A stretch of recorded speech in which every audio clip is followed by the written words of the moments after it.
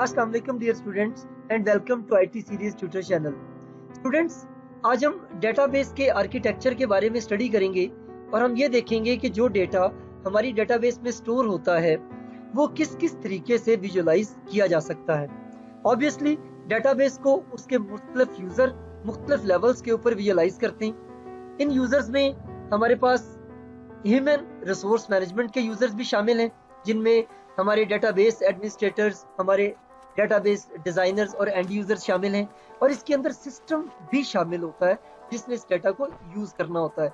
Obviously operating system, हमारी hardware के ऊपर स्टोर करने के लिए डिवाइस ड्राइवर्स, ये सब भी इस डेटा को यूज कर रहे होते हैं। सो डेटाबेस का आर्किटेक्चर भी 3 लेवल आर्किटेक्चर है।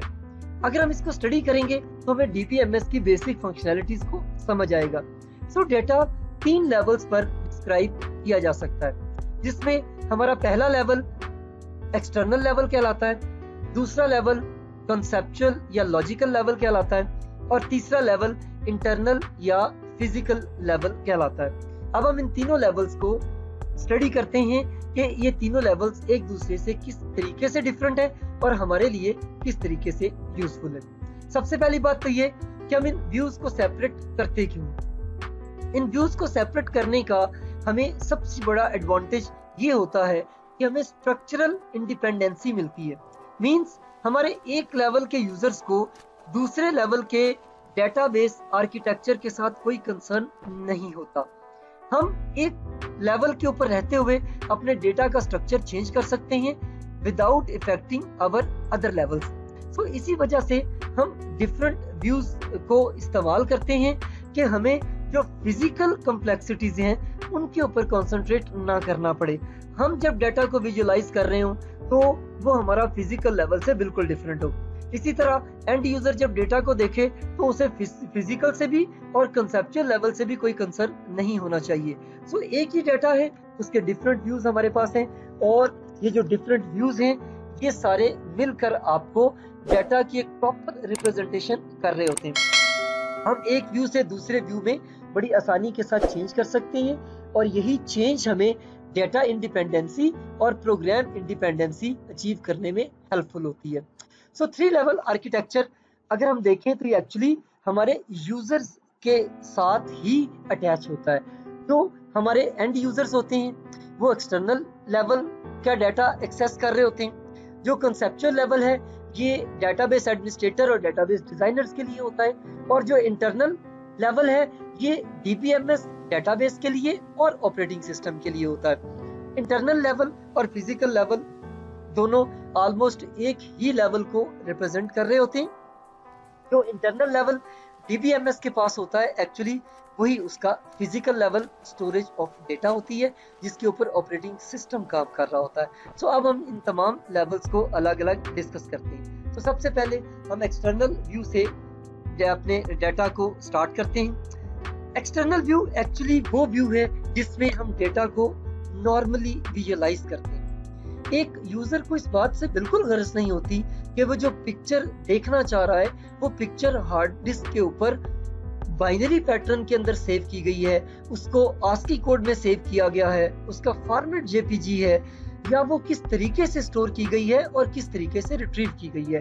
तो जो एंड यूजर्स हैं हमारे, उनका कंसर्न एक्सटर्नल व्यू होता है, और ये व्यू उस तरीके के डेटा के साथ होता है जिसे हम देखना चाहते हैं। मींस इस लेवल के ऊपर हमें हमारा टेक्स्ट रिटन फॉर्म में नजर आता है, हमारे इमेजेस पिक्चर्स की शक्ल में नजर आ रहे होते हैं, ऑडियो को हम सुन पा रहे होते हैं, वीडियो को हम देख रहे होते हैं और साथ साथ सुन भी रहे होते हैं।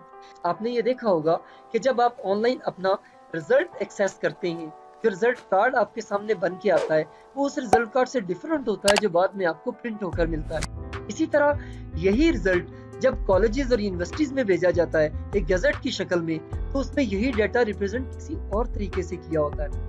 आप अपने रिजल्ट को एक मैसेज भेजकर अपने मोबाइल पर भी देख सकते हैं, होता वही रिजल्ट है आपका, लेकिन यहाँ पर आपके पास विजुअलाइजेशन डिफरेंट होती है। तो इस तरह हमने जिस भी शख्स को, जिस भी यूजर को अपने डेटा का जो व्यू प्रोवाइड करना होता है, हम एक्सटर्नल व्यू के अंदर उसे डिफाइन करते हैं, और ये यूजर्स की उस रियल टाइम डेटा के पर्सपेक्टिव से डेटा प्रेजेंट किया जा रहा होता है जो वो चाह रहा होता है। तो ये विजुअल और कैलकुलेटेड डाटा भी होता है, लेकिन ये बात आप ध्यान में रखिएगा कि जितना कैलकुलेटेड डाटा होता है वो हम डेटाबेस में स्टोर नहीं करते, उसे हम रन टाइम के ऊपर अपने फॉर्मूले के साथ थ्रू कैलकुलेशंस हम कैलकुलेट कर सकते हैं। जैसे अगर किसी पर्सन की लेंथ ऑफ जॉब, आपने लेंथ ऑफ सर्विस कैलकुलेट करनी हो तो कोई जरूरत नहीं है आप उसे कैलकुलेट करें, क्योंकि वो तो रोज एक दिन बढ़ रही होगी।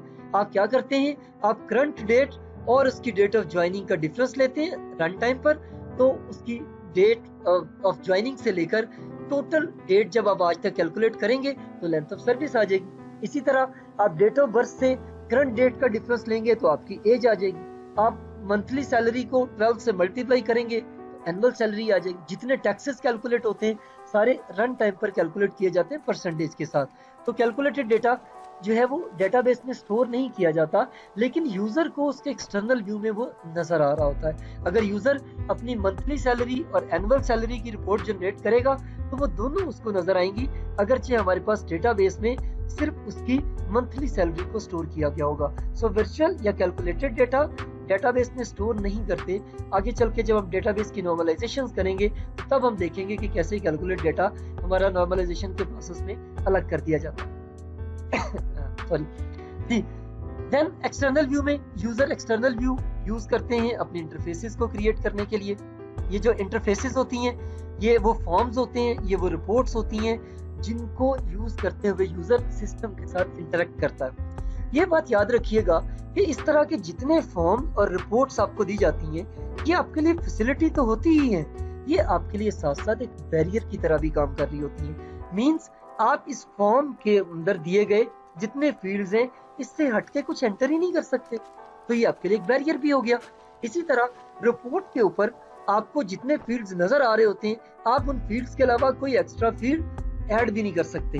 तो ये जो फॉर्म्स हैं, ये जो रिपोर्ट्स हैं, ये जो यूजर का एक इंटरफेस होती है डेटाबेस के साथ, ये आपके लिए एक फैसिलिटी भी है, एक बैरियर भी है। सो ये एक्सटर्नल व्यूज हमेशा यूजर की रिक्वायरमेंट्स को ज़हन में रख के बनाए जाते हैं। और ये भी याद रखिएगा कि किसी भी सिस्टम की जो सक्सेस होती है वो उसके एक्सटर्नल व्यू के ऊपर होती है, क्योंकि यूजर को सिर्फ इस बात से गरज होती है कि उसको रिपोर्ट्स किस तरीके से मिल रही हैं। एक सुपर स्टोर का एक ऑनर है तो उसने शाम को सिर्फ ये देखना है कि बताएं मुझे आज टॉप 10 सेल कौन सी हुई, मुझे ये बताएं आज कौन सी ऐसी टॉप 10 आइटम्स हैं जो सेल नहीं हुई।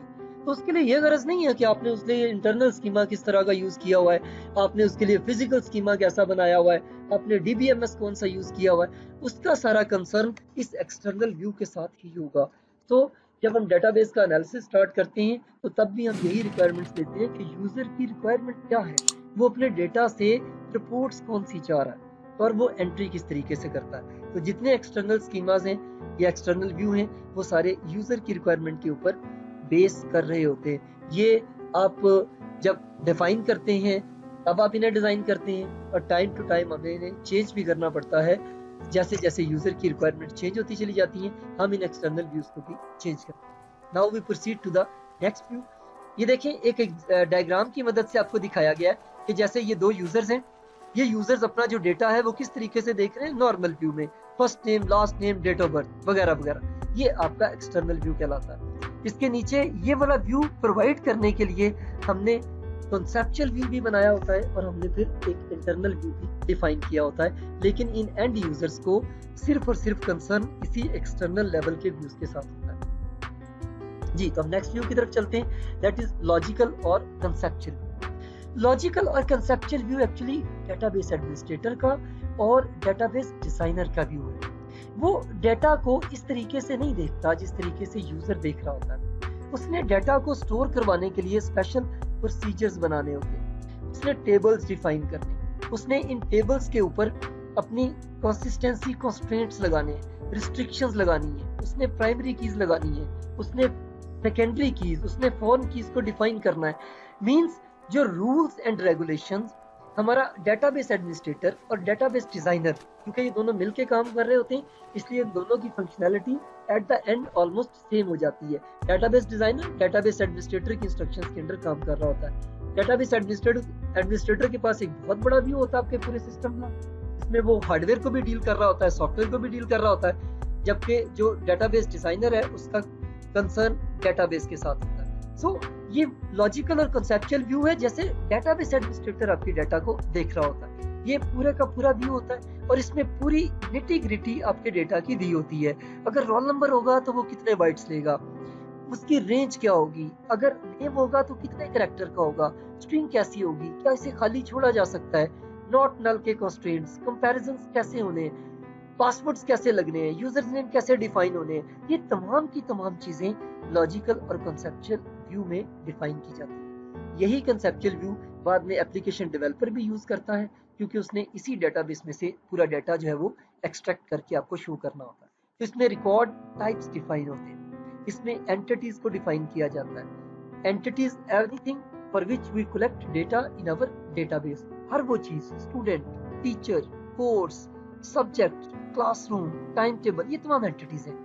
इन एंटिटीज की जो प्रॉपर्टीज हैं वो एट्रीब्यूट्स कहलाती हैं। जैसे स्टूडेंट है, उसका रोल नंबर, उसका नेम, उसका फादर नेम, उसकी डेट ऑफ बर्थ, ये एट्रीब्यूट्स ये भी यहीं पे डिफाइन किए जाते हैं। फिर इन एंटिटीज के आपस में रिलेशनशिप्स क्या बनते हैं, क्या स्टूडेंट टीचर से पढ़ सकता है, क्या स्टूडेंट कोर्सेज लेता है, एक कॉलेज में कितने प्रिंसिपल्स हो सकते हैं, इस तरह की तमाम एसोसिएशन जो एंटिटीज की वो भी कंसेप्चुअल व्यू के अंदर ही डिफाइन की जाती है। और जो कंस्ट्रेंट्स हैं, जैसे प्राइमरी की कंस्ट्रेंट हो गया, जैसे नॉट नल कि आप इसको खाली नहीं छोड़ सकते, जैसे रेंजेस की फी हमारी 100 से लेकर 5000 तक हो सकती है। इस तरह की जो चीजें वो सारी भी कंसेप्चुअल या लॉजिकल व्यू में ही डिफाइन की जाती है। सो अब हम जब ये वाला लेवल ऐड करेंगे तो हमारा एक्सटर्नल व्यू इसी व्यू से एक्सट्रैक्ट हो रहा होगा, यानी डेटा हमारा इसी लॉजिकल या कंसेप्चुअल व्यू से आ रहा होगा और उसे डिस्प्ले हम एक्सटर्नल व्यू के अंदर कर रहे होंगे।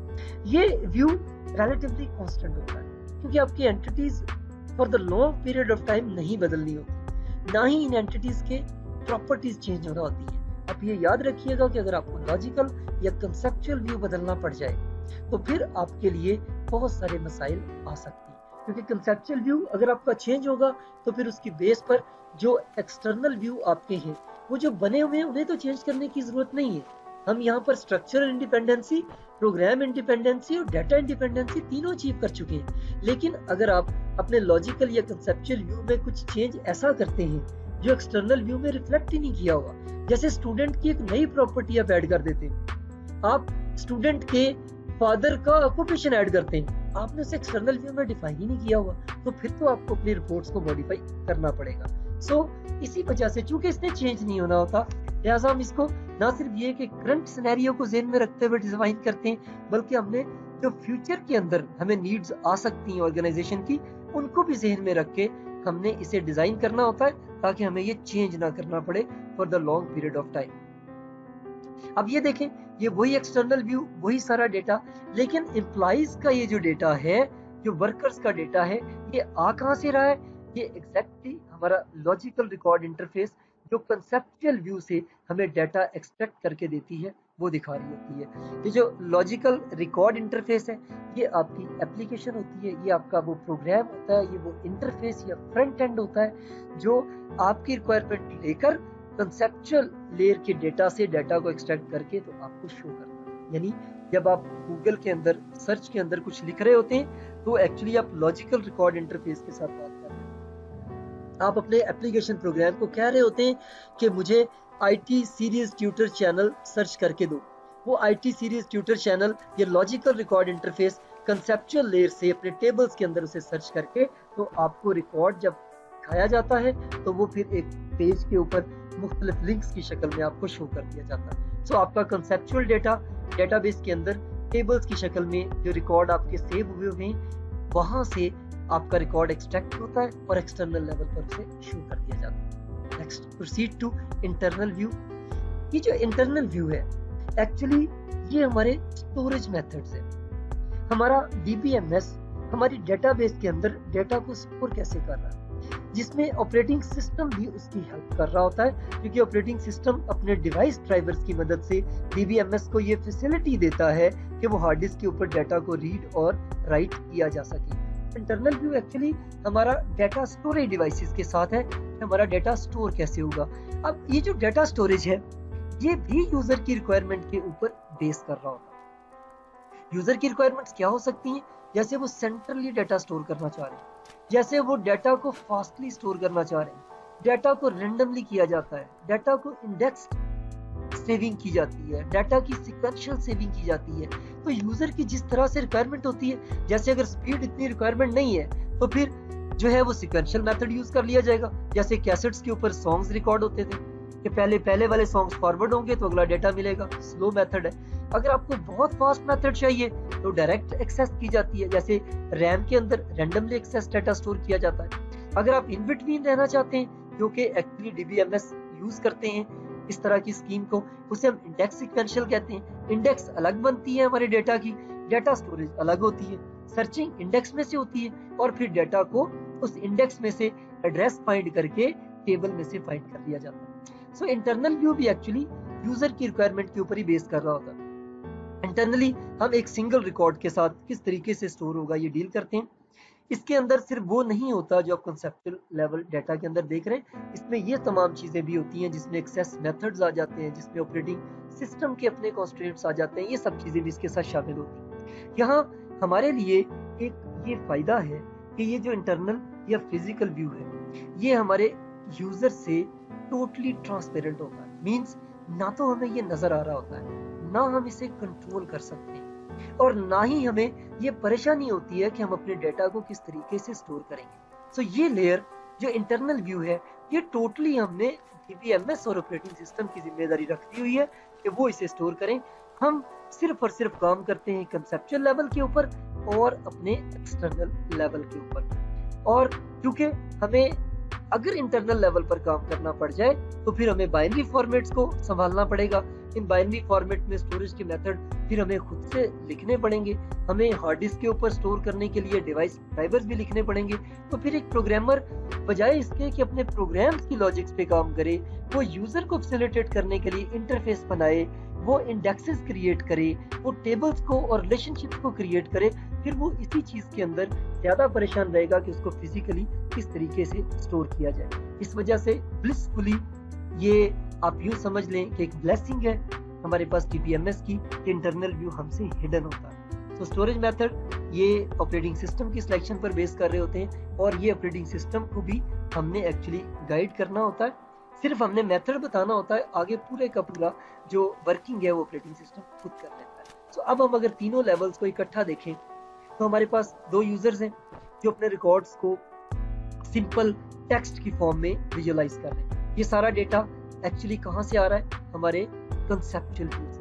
लेकिन ये जो कंसेप्चुअल व्यू है ये किसके साथ इंटरेक्ट कर रहा है? हमारे एक्सटर्नल के साथ एक एंड से और दूसरे एंड से हमारे इंटरनल के साथ कर रहा है। इंटरनल के अंदर हमारा रिकॉर्ड इस तरीके से सेव किया जाता है जिसमें रिकॉर्ड्स के हेडर्स होते हैं, जिसमें बेस के हेडर्स होते हैं कि कहाँ से आपकी फाइल स्टार्ट हुई, कहाँ से आपका रिकॉर्ड शुरू हुआ, जहाँ रिकॉर्ड खत्म हुआ वहाँ नेक्स्ट रिकॉर्ड हेडर हमारा स्टार्ट हो जाता है। और देन इससे भी आगे हमारा डेटा एक्चुअली बाइनरी के अंदर स्टोर हो रहा होता है जिसे ऑपरेटिंग सिस्टम और डीबीएमएस दोनों मिलकर कंट्रोल कर रहे होते हैं। तो हम डेटा को 3 लेवल्स पर विजुअलाइज करते हैं। हमारा डेटा 3 डिफरेंट लेवल्स पर स्टोर होता है। एक ह्यूमन अंडरस्टैंडेबल फॉर्मेट है एंड यूजर्स के लिए जिसे एक्सटर्नल व्यू कहते हैं। एक ह्यूमन अंडरस्टैंडेबल फॉर्मेट है हमारे डीबीए और डिजाइनर्स के लिए जिसे हम अपना कंसेप्चुअल या लॉजिकल व्यू कहते हैं। और एक इसका बाइनरी का फॉर्मेट है कि जिसकी मदद से ऑपरेटिंग सिस्टम हार्डवेयर के ऊपर अपने डेटा को स्टोर करता है। Thank you.